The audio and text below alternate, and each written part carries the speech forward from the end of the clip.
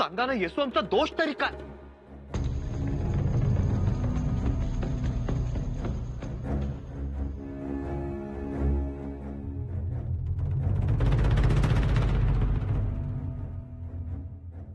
महाराज, पुन्हा महाराज म्हणू नका. आबासाहेब म्हणताना आम्हाला तसंच म्हणा. ते तुम्हाला आणि आम्हालाही अधिक शोभून दिसत. म्हणा आबासाहेब. तुम्ही दरबारातून निघून आलात.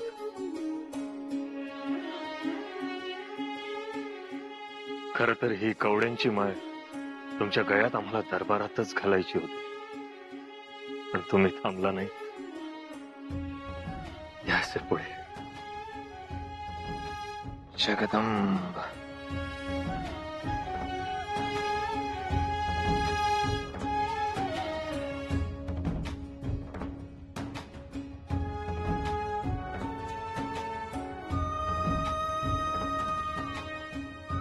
आबासाहेब, आज मुजरा नाही, नमस्कार नाही, पाया पडणं काही नाही. आमच्या छातीला येऊन फेडा, द्या मला आलिंगन. आबासाहेब,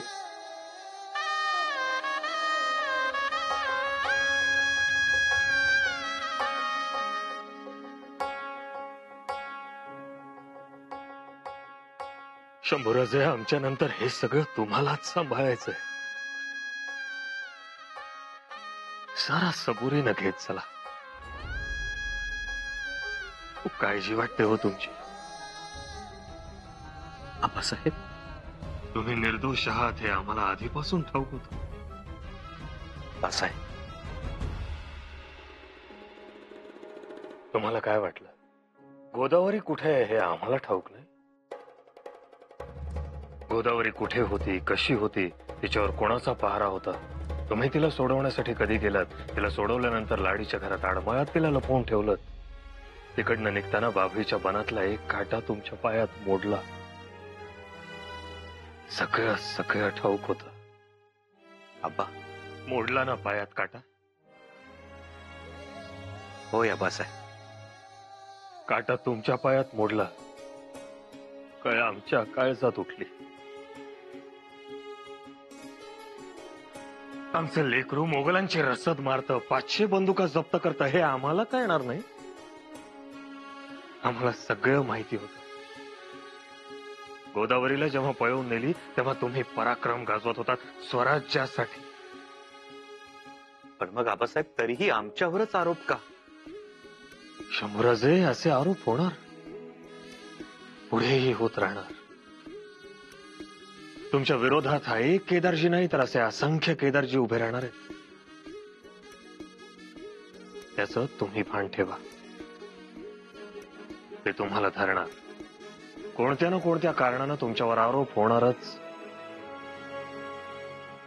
आमचे शत्रू वेगळे होते, तुमचे शत्रू वेगळे आहेत. आणि तुमच्या शत्रूला एक गोष्ट पक्की ठाऊक आहे की तुमच्या बुद्धीपुढे, तुमच्या पराक्रमापुढे त्यांचा टिकाव लागू शकणार नाही. आणि म्हणूनच ते तुमच्यावर छुपे हमले करतील. सावध असा.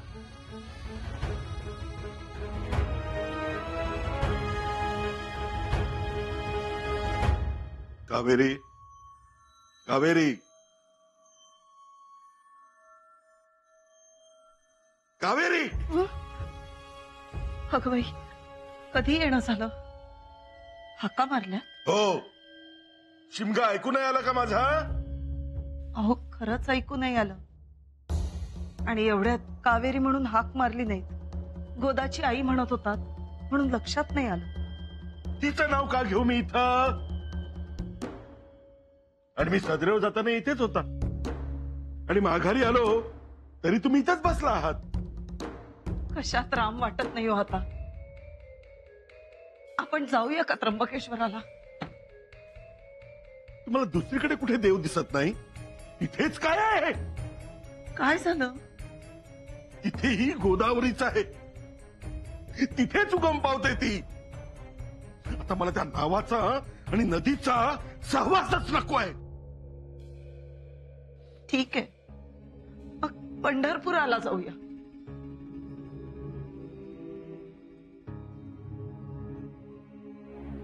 जायला तर पाहिजेच. पुण्य कमी पडले असेल कदाचित, म्हणून तर युवराजांसमोर हात टेकावे लागले. हात जोडते मी तुम्हाला. कशाला हा विषय घेताय आणि युवराजांना का दोष देताय? खर तर आपल्यामुळे त्यांना त्रास झाला. पोरीचा जीव वाचवला त्यांनी. जावई बापूंनी मारेकरी घातले, पण तिकडे दुर्लक्ष करून त्यांनी नोकरी देऊ केली. हो म्हणाले असते तर कल्याण झालं असतं आज. अहो, पण त्यांनाच उलट आरोपी म्हणून उभं केलं. काही म्हणा, मनाला नाही पटत. माझी पोर सत्याची, सत्वाची आहे खरंच. असं म्हणजे आता तुम्हाला युवराजांचा पुळका आला तर? उलट महाराजांनी तुमचा आब राखला ते चांगले तुमच्याबद्दल. नाहीतर बडतर्फ केलं असतं तुम्हाला. काढून घेतली असती सुरनीसी. कावेरी, मला वाटतं झाला प्रकार विसरा तुम्ही. स्वप्न होतं समजा आणि शांत राहा. शांत? एक वेळ आमच्यातला बाप शांत बसेल, पण हा सुरनीस शांत नाही बसणार. हे दुखणं खूप जुनं आहे. या दुखण्यानं आतापर्यंत प्रत्येक वेळी आम्हाला खाली बघायला लावलंय. आता नाही. सुनबाई, मातोश्री, आपण सांगावा धाडला असता तर आम्हीच आलो असतो महाली. आहेत का युवराज? एवढ्यात बाहेर गेले. काही निरोप होता का? पाठवू त्यांना? काही नाही, असंच भेटावंसं वाटलं त्यांना. एवढा मनस्ताप झाला त्यांना, पण तरीही निवाडा झाल्यानंतर आले आम्हाला भेटायला. आम्हाला म्हणाले, मातोश्री, तुमचा शंभू बाळ तुम्ही म्हणता तसाच निर्मळ आहे. आणि म्हणाले, खा, उपवास सोडा. आम्हाला फळ खाऊ घातलं आणि गेले वाऱ्यासारखे. किती अवधान सांभाळतात. हो ना, महाराजांची भेट झाली ना? हो. काय झालं? तुम्ही होता ना तिथे? आम्ही होतो तिथे. आबासाहेबांनी सगळं समजून सांगितलं. खरं खोटं हे आरोप आळ का येतात, बदनामी का होते, त्यामागची कारणं. हा निवाडा दरबारातच का घेतला? एवढंच नाही मातोश्री, युवराज जेव्हा आबासाहेबांच्या महाली गेले तेव्हा त्यांनी दरवाजा का लावून घेतला याचाही उलगडा केलाय त्यांनी. किती सूक्ष्म विचार करतात, किती दूरचा विचार करतात आबासाहेब. परंतु युवराजांना पटलंय ना ते? हो तर उलट तेच म्हणाले, हा निवाडा दरबारात झालं ते बरंच झालं. हे एक बरं झालं. आता त्यांच्या मनात काही राहणार नाही. पण आज झालेली जखम अशीच लवकर भरून जावी जी, ती जबाबदारी तुमची. आमची बैलगाडी आली. वा वा, छान. युवराजांना सोप्यात घेऊन जा, तिकडे खेळू दे. हो, असू द्या, खेळू द्या त्यांना. खेळताना पाहिलं की मोठा आनंद होतो, पहिल्यापासून. अगदीच. फार गुणी आहेत ते. आणि केवढी समज. युवराज निवाड्याला उभे राहिले तर यांनी अण्णाला स्पर्श केला नाही. हो ना, राम लक्ष्मणासारखं प्रेम आहे दोघांमध्ये. जा, युवराजांना घेऊन जा.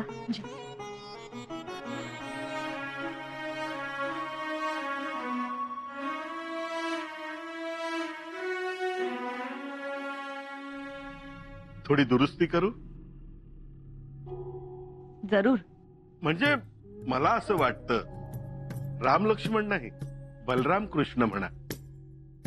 लक्ष्मण धाकटा, पण रामामुळे वनवास. आणि तिकडे कृष्ण धाकटा पण करता करविता. म्हणजे माझी आपली भाबडी समजूत. तसं काही नसते पण हो ना, ते आहेतच आमचे कृष्ण, बाळकृष्ण. अगदी योग्य बोललात. पण अजून तरी म्हणावं तसं शिक्षण नाही. 9व्या वर्षी युवराज मिर्झा राजेंसमोर बसले होते बुद्धिबळ खेळायला. आहे आमचं लक्ष. लक्ष कसे हवे? आऊसाहेबांसारखे. आता हेच बघा ना, आमचे जावई केवढी मोठी बदमाशी केली, तीही चतुराईने. म्हणजे मी एक तिराईतपणे बोलतोय. बघा ना किती फसवण्याचा प्रयत्न केला, पण युवराज डगमगले नाहीत. बुद्धी स्थिर ठेवली आणि बाहेर पडले. कशामुळे? शिक्षणामुळे. तसे व्हावेत आमचे धाकले धनी. होतील.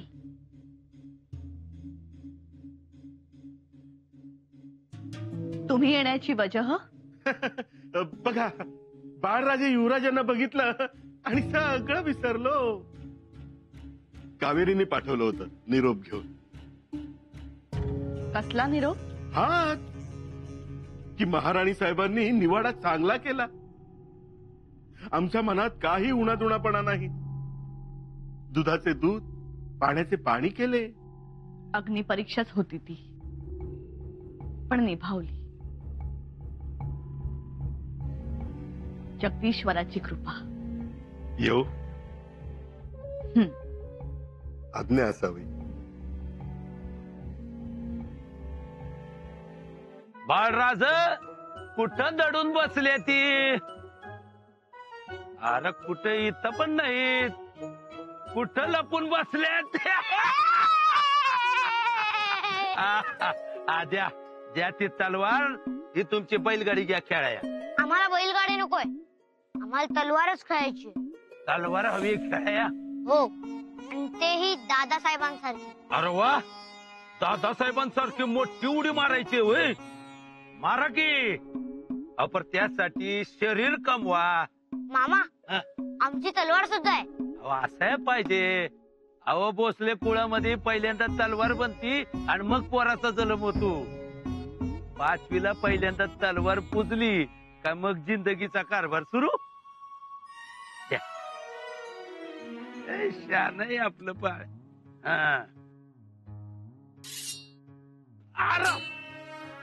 मडक अजून कच्च आहे, चाकावरच आहे. तयार व्हाया पाहिजे. कधी? राणीबाई, मुजरा राणी सरकार. एव्हाना हे तयार व्हायला पाहिजे होते. करू की. त्याला किती सही वेळ लागतोय? असं म्हणून म्हणून बाळराजांकडे कोणाचंच लक्ष नाही. जो तो आपापल्या व्यापार. या वयाचे असताना शंभूराजे घोड्यावर मान ठोकायला शिकले होते. त्यांची गोष्टच वेगळी. ती मुळातच ईज. त्या इजला काय सांगायचं आपण लखलखाटाबद्दल? तेही तसेच आहे, लखलखणारे. छत्रपतींच्या रक्तामासाचे. हेही तसेच घडावे. अव घडणार का नाही घडणार? महाराजांनी नुसता घाम निरपून टाकला तरी 10 ईर तयार होत्यात. अव यांची कसली काळजी करताय? लढाया युद्ध यांच्या रक्तातच आहे. आता ही जबाबदारी तुमची. घेतली. आता हळूहळू सगळ्यांवरच जबाबदाऱ्या पडणार आहेत आणि दिलेली जबाबदारी प्रत्येकाने यशस्वीपणेच पार पाडायची आहे. काय अनाजी पंत? जी महाराज. शंभूराजे, जी महाराज. आपल्या समोर कामांचा डोंगर उभा राहिलाय, त्यामुळे आपणही झपाट्याने कामं हाती घेतली पाहिजे. म्हणूनच आम्ही एका वेळी 2 मोहिमा उघडतो आहोत. पहिली मोहीम, राजापूर कुडाळ मार्गे कोंडा गाठायचा. आणि दुसरी, आदिलशाही मुलूक मारायचा. जी महाराज. कोंड्याला अनाजी पंत जातील आणि विजापूरचा मुलूक मारत अथणीपर्यंत अगदी शक्य झालं तर भागानगर पर्यंत शंभूराजे जातील. जी महाराज. महाराज, एक सांगायचं होतं. बोला. प्रतापगडावर काल वीज कोसळली. बागेचं मोठं नुकसान झालंय. भवानी मातेच्या मंदिरालाही हानी पोहोचली आहे. हा संकेत काही फार बरा दिसत नाही. अनाजी पंत, हे संकेत शकून अपशकून आम्ही कधी मानलेत? अमावस्येच्या रात्री देखील गड उतार होऊन विजयश्री घेऊनच परतलो आहोत. परंतु वीजच ती कोसळणारच. आणि ती जर बरोबर हाती धरायची असेल तर तुमच्या समशेरीत धरा. जी. ही खबर आम्हाला पहाटेलाच कळली. आम्ही बघू काय करायचं. तुम्ही तयारीच लागा. मोहिमेचा खर्च, घोडदळ, शिलेदार या सगळ्यांची यादी करा आणि सदैवर द्या. आणि आपापसात बोलून एक दिवस ठरवा मोहिमेला निघण्यासाठी. फक्त एक गोष्ट लक्षात ठेवा, आम्हाला कोणत्याही परिस्थितीत यश पाहिजे. होय आबासाहेब, आम्ही यश घेऊनच माघारी परतो. आमच्या समशेरीतील विजेचा लखलखाट शत्रू बघेल. शाबास.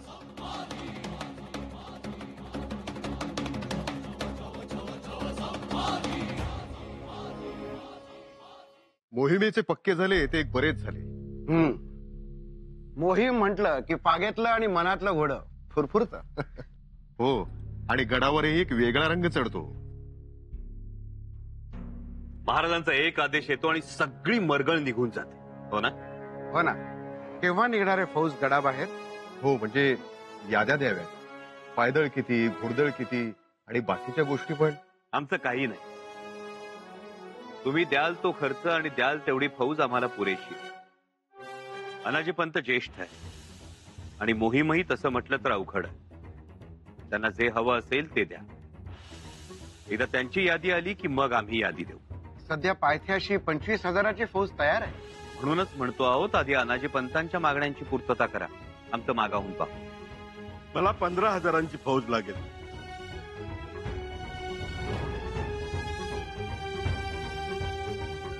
तुम्हाला हवी तेवढी फौज तुम्ही घ्या. उर्वरित फौज आम्हाला पुरेशी. येतो आम्ही. उद्या मोहिमेचा दिवस कळवू.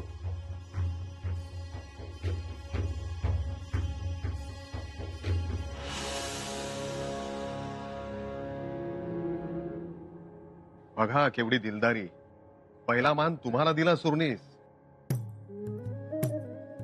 अहो, द्यायलाच हवा. बाकीचं सोडा, पण शेवटी आमचं कर्तृत्वच आहे ना तेवढं. त्यामुळं या गोष्टी इथे काढू नका.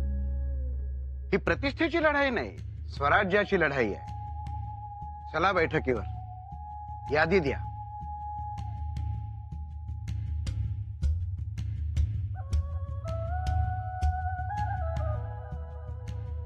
इथून पुढे प्रतिष्ठेचीच लढाई असणार. ते भले तलवारीची लढाई जिंकतील, पण मुत्सिद्दीगिरीत आम्ही हरणारे नाही. शंभूराजेंवर मोहीम सोपवली, बरं केलं. त्याची गरजच होती. राणीसाहेब, आम्ही लवकरच दक्षिणेत उतरणार आहोत. गोवळकोंडाच्या मदांडांची आमची चर्चा सुरू आहे. ही चर्चा जर उद्या फिसकटली तर आमच्या येणाऱ्या फौजा काय करू शकतील याची चुणूक आम्हाला कुतुबशाही आणि आदिलशाही दोन्हीला दाखवणं गरजेचं आहे. म्हणून आम्ही शंभूराजेंना पाठवतोय. उत्तम निर्णय घेतला. आई जगदंबेच्या कृपेनं शंभूराजे ही मोहीम यशस्वी करतील. जगदंब. महाराज, एक विनंती होती. बोला. आणि विनंती कसली? आपण महाराणी आहात. विषय खाजगी आहे म्हणून विनंती, बाकी काही नाही.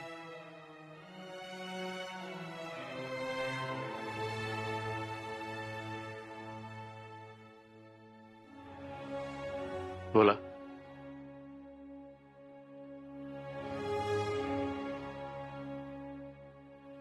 राजाराम राजेंकडेही थोडं लक्ष असू द्या. म्हणजे म्हणजे या सगळ्या धावपळीत या सगळ्या धामधुमीत राजाराम राजेंना जमेत धरलं जात नाही. त्यांच्याकडे दुर्लक्ष होत आहे.